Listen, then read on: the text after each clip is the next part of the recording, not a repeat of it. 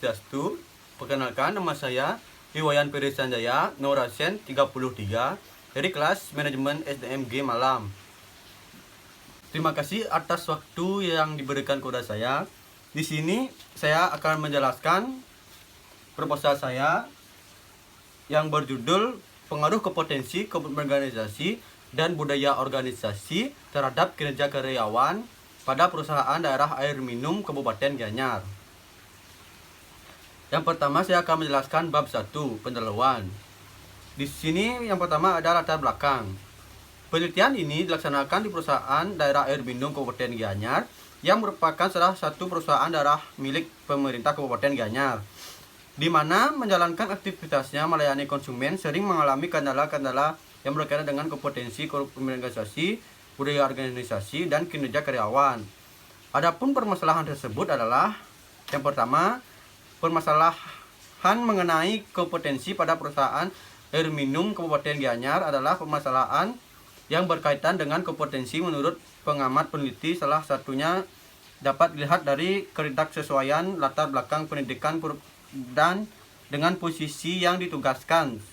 Salah satu contohnya, pendidikan sarjana hukum mendapatkan tempat di sistem pengenalan intern atau SPI. Yang kedua, permasalahan mengenai komitmen organisasi di perusahaan daerah air minum Kabupaten Gianyar adalah tidak semua karyawan memiliki komitmen kerja yang kuat. Hal ini terlihat di perilakuannya, di mana ada beberapa karyawan sering menggunakan instruksi dari pemimpin, padahal seluruh pegawai sudah mendapatkan pembagian tugas yang jelas sesuai dengan job masing-masing, serta tidak semua pegawai mampu mengerjakan pekerjaan sesuai dengan target waktu yang telah ditentukan. Yang berarti pegawai bersangkutan tidak konsisten dari segi waktu pengerjaan.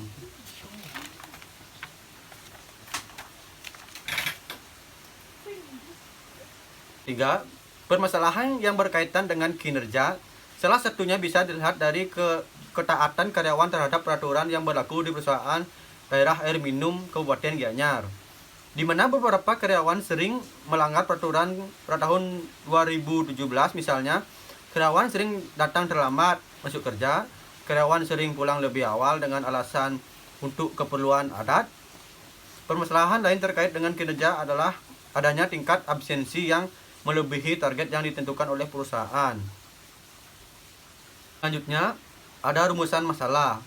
Berdasarkan uraian latar belakang tersebut, maka permasalahan yang dapat dirumuskan dalam penelitian ini adalah sebagai berikut. Yang pertama, apakah ada pengaruh kompetensi terhadap kinerja karyawan pada perusahaan daerah air minum Kabupaten Gianyar? Yang kedua, apakah ada pengaruh komitmen organisasi terhadap kinerja karyawan pada perusahaan air minum Kabupaten Gianyar? Yang ketiga, apakah ada pengaruh budaya organisasi terhadap kinerja karyawan pada perusahaan daerah air minum Kabupaten Gianyar? Selanjutnya, ada tujuan penelitian. Ada tujuan penelitian. Berdasarkan perumusan masalah tersebut di atas, maka tujuan dari penelitian ini adalah sebagai berikut. Yang pertama, untuk mengetahui pengaruh kompetensi terhadap kinerja karyawan pada perusahaan daerah air minum Kabupaten Gianyar. Yang kedua, untuk mempengaruhi komitmen organisasi terhadap kinerja karyawan pada perusahaan daerah air minum Kabupaten Gianyar. Yang ketiga, untuk mengetahui pengaruh budaya organisasi terhadap kinerja karyawan pada perusahaan daerah air minum Kabupaten Gianyar. Selanjutnya, di bab 2 ada tinjauan pustaka.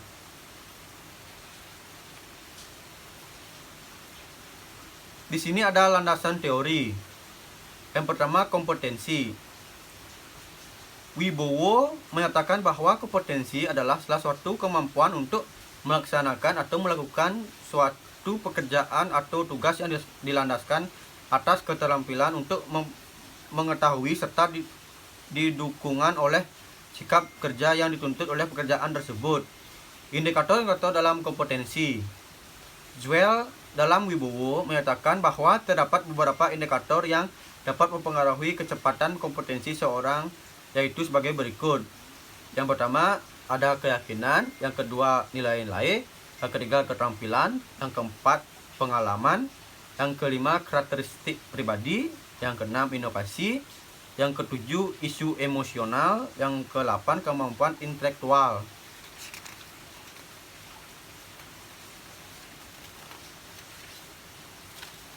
Yang kedua, ada komitmen organisasi. Wibowo menyatakan bahwa komitmen organisasional adalah perasaan, sikap, dan perilaku individu mengidentifikasikan dirinya sebagai bagian dari organisasi. Terlihat dalam proses kegiatan organisasi dan loyal terhadap organisasi dalam mencapai tujuan organisasi. Indikator-indikator komitmen organisasional. Allen dan Mayer dalam Mansa menyatakan indikator komitmen organisasi adalah: 1. Kebanggaan pada organisasi. Yang kedua, kebutuhan terhadap pekerjaan. Yang ketiga, ada kewajiban untuk memberikan hasil yang terbaik pada organisasi. Yang keempat, loyalitas terhadap organisasi. Yang ketiga, ada budaya organisasi. Wibowo menyatakan bahwa budaya organisasi adalah keyakinan, norma-norma, dan nilai-nilai tersebut menjadi pegangan sumber daya manusia dalam organisasi dalam melaksanakan kinerjanya. Indikator-indikator budaya organisasi. Dalam pembentukan budaya organisasi mengacu kepada beberapa indikator menurut Jerome Ward dalam budaya organisasi oleh Wibowo, yaitu mission and strategi. Kedua, ada efektivitas kepemimpinan dan manajemen. Yang ketiga, ada komunikasi dan pengambilan keputusan.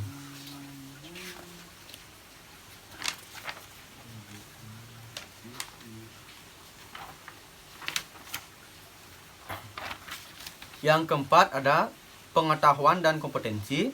Yang kelima, ada intervensi bisnis dan organisasi.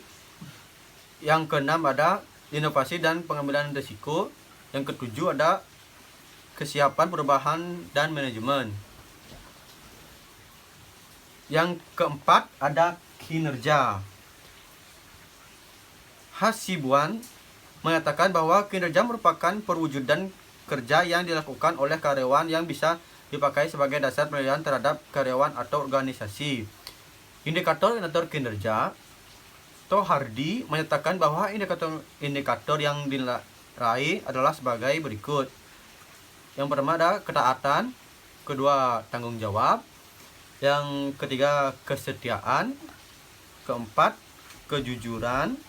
Kelima, kerjasama. Keenam, prakarsa.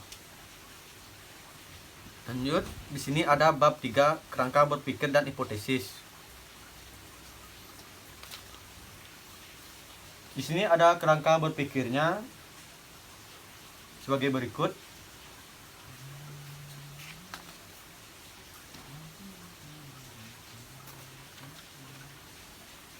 Selanjutnya ada bab 3.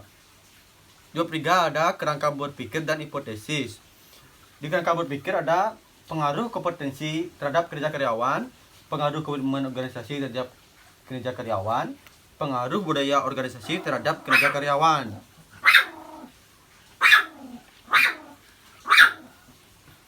Selanjutnya ada hipotesis.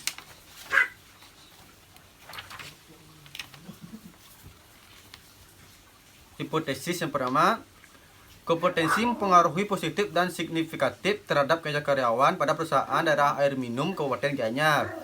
Yang kedua, komitmen organisasi berpengaruh positif dan signifikatif terhadap kinerja karyawan pada perusahaan daerah air minum Kabupaten Gianyar. Yang ketiga, budaya organisasi berpengaruh positif dan signifikatif terhadap kinerja karyawan pada perusahaan daerah air minum Kabupaten Gianyar. Selanjutnya ada bab 4, metodologi penelitian. Yang pertama ada lokasi penelitian. Penelitian ini dilaksanakan di perusahaan daerah air minum Kabupaten Gianyar yang berlokasi di Jalan Astina Timur, Kelurahan Samplangan. Lokasi ini dipilih karena ditemukan masalah-masalah mengenai kompetensi, komitmen organisasi, dan budaya organisasi yang menyebabkan naik turunnya kinerja karyawan. Yang kedua, objek penelitian. Adapun objek penelitian adalah mempengaruhi kompetensi, komitmen organisasi, dan budaya organisasi terhadap kinerja karyawan pada perusahaan daerah air minum Kabupaten Gianyar. Yang ketiga ada identifikasi variabel.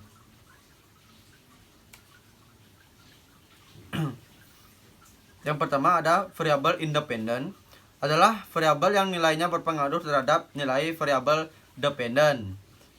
Variabel bebas dalam penelitian ini adalah kompetensi, komitmen organisasi, dan budaya organisasi. Yang kedua ada variabel dependen, adalah variabel yang nilainya tergantung dari nilai variabel lain, yaitu variabel independen. Variabel dependen dalam penelitian ini adalah kinerja karyawan. Selanjutnya ada populasi dan sampel. Untuk penelitian ini, berhubung subjek populasi karyawan perusahaan daerah air minum Kabupaten Gianyar hanya 89 orang, maka seluruh populasi dijadikan sampel. Teknik menentukan sampel dalam penelitian ini yang digunakan untuk metode sensus. Selanjutnya ada jenis dan sumber data. Jenis data. Data kuantitatif yaitu data yang dinyatakan dalam bentuk angka-angka yang dapat dihitung. Dalam penelitian ini yang termasuk dalam kuantitatif adalah jumlah karyawan pada perusahaan daerah air minum Kabupaten Gianyar dan jumlah skor hasil penyebaran kuesioner. Dan ada data kualitatif, yaitu data yang tidak dapat dinyatakan dalam bentuk angka-angka. Dalam penelitian ini yang termasuk dalam kualitatif adalah sejarah berdirinya perusahaan, struktur organisasi, dan job deskripsi.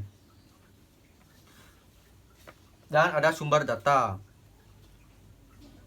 Ada data primer, yaitu data yang diperoleh untuk dikumpulkan oleh penelitian langsung dari sumbernya.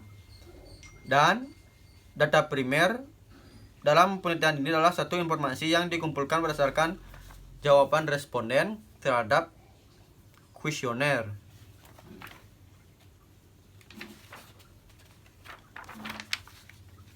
Mengenai kompetensi, komitmen organisasi, budaya organisasi, dan kinerja karyawan. Dan ada data sekunder, yaitu data yang pengumpulannya dan pengolahannya bukan dari usaha sendiri, tetapi dilakukan oleh pihak lain yang diperoleh dari tempat penelitian, seperti jumlah karyawan, sejarah berdirinya perusahaan, job deskripsi, dan aktivitas perusahaan. Dan selanjutnya ada metode pengumpulan data.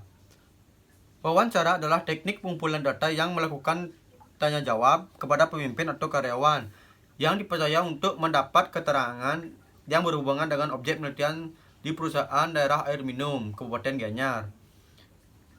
Ada kuesioner, adalah teknik pengumpulan data yang melakukan dengan menyebarkan pertanyaan secara tertulis mengenai kompetensi, komitmen organisasi, budaya organisasi, dan kinerja karyawan pada perusahaan daerah air minum Kabupaten Gianyar. Selanjutnya ada uji instrumen dan data. Uji validitas adalah derajat ketepatan antara data yang terjadi pada objek penelitian dengan data yang dilaporkan oleh peneliti. Selanjutnya ada uji reliabilitas, adalah derajat konsistensi dan stabilitas data atau temuan. Uji reliabilitas berguna untuk mengetahui sejauh mana hasil pengukuran tetap konsisten. Apabila dilakukan pengukuran 2 kali atau lebih terhadap gejala yang sama dengan menggunakan alat pengukur yang sama pula.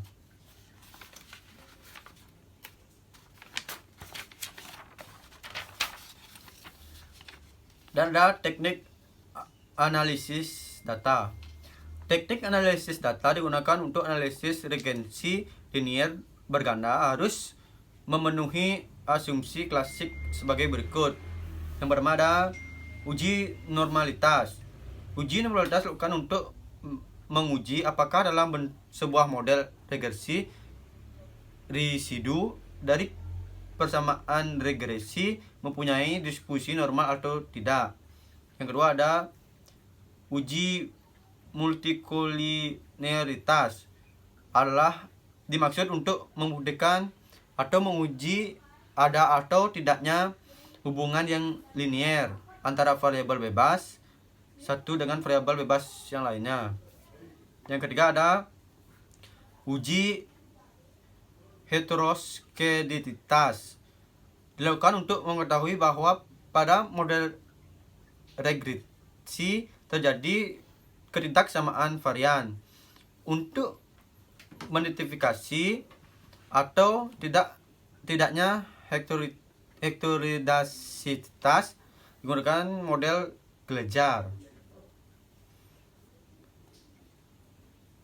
Selanjutnya ada uji statistik.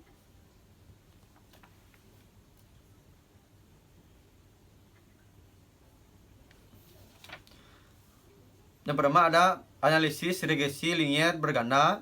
Yang kedua ada analisis kolerasi berganda. Yang ketiga ada analisis diskriminasi. Yang keempat ada uji F-test.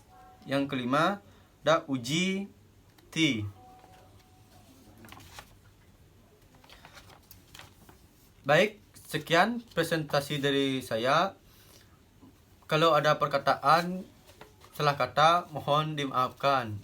Sekian dari saya. Terima kasih. Om Santi Santi Santi Om.